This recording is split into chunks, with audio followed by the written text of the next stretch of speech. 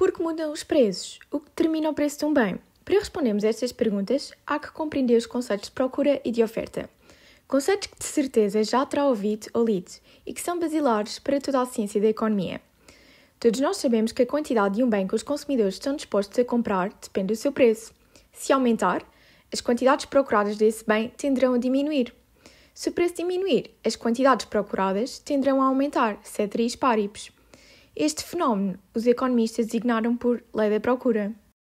Diante do período inflacionário que estamos a sentir, uma garrafa de azeite de 75 centilitros, que custava aproximadamente 4,46 euros, custa hoje em dia 11 euros, o que implica um aumento de mais de 100% do seu preço. Pelo que, se for ao supermercado e o seu rendimento se mantiver constante, efeito rendimento, não poderá comprar tantas garrafas de azeite como compraria há uns anos atrás. Em contrapartida, se uma garrafa de óleo alimentar custar 5 euros, os consumidores comprarão mais óleo e menos azeite, porque se trata de um bem sucedâneo, por outras palavras, um bem que substitui outro bem. Por consequência, haverá ganhos para os produtores de óleo e perdas para os produtores de azeite, o que fará que estes deixem o seu trabalho com vista a aumentar o seu lucro. Com o decurso do tempo, o preço do óleo aumentará para assim aumentar o volume da produção. Nisto se resume a lei da oferta. Quanto maior o preço, maior as quantidades ofertadas. Quanto menor o preço, menor as quantidades ofertadas.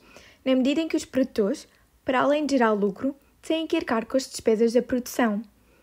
Se o preço do trigo aumentar, um exemplo do Dr. Paul Samuelson, os agricultores deixarão de cultivar milho para passar a semear trigo e assim poder arcar com os custos da adubagem e das máquinas agrícolas.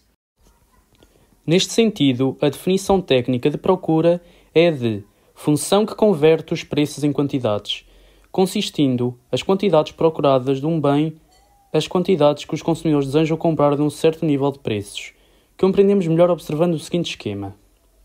O eixo vertical mede os vários preços possíveis, o eixo horizontal as quantidades procuradas. A curva, por sua vez, une os vários pontos intersetados. Observe como as quantidades procuradas vão aumentando conforme os preços diminuem, traduzindo assim uma relação inversa. Esta relação os economistas identificam como uma deslocação ao longo da curva, uma vez que se mantém o mesmo nível de preços para as mesmas quantidades. Por sua vez, temos também as chamadas deslocações da própria curva da procura.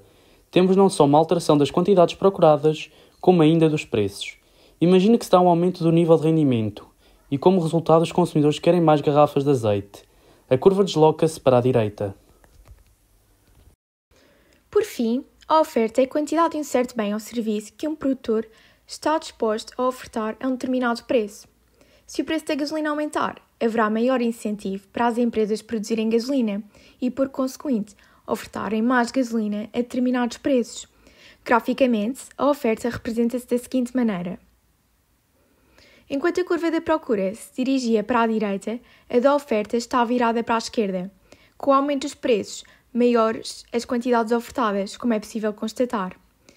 Semelhantemente, podemos ter deslocações ao longo da curva da oferta, o nível de preço em que os produtores estão dispostos a ofertar certas quantidades e as deslocações da própria curva da oferta.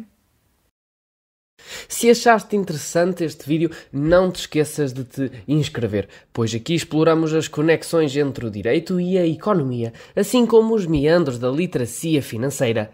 Então, inscreve-te para te manteres informado.